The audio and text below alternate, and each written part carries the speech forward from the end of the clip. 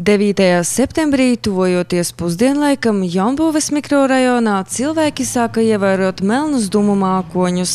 Aptuveni 12:00 valsts ugunsdzēsības un glābšanas dienests saņēma izsaukumu. Ierodoties uz ugunsgrēka vietu, glābēji konstatēja, ka rūpniecības teritorijā blakus 18. novembra un Valkas ielu krustojumam deg pamestas koka paletes. Liesma ļoti ātri pārmetās arī uz bijušās noliktavas ēku, kas kādreiz bija liela Daugavpils rūpnīca. Ugunsgrēka likvidēšanā tika iesaistītas 3 autocisternas un 1 autopacēlājs.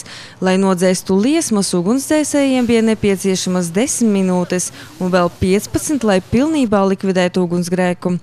Pagaidām aizdegšanās iemeslu speciālisti nosaukt nevar, bet pēc sākotnējiem datiem tā esot ļaunprātīga dedzināšana. Katrā gadījumā lieta ir nodota policijā un tagad tiks izmeklēta pēkšņa koka palešu aizdegšanās.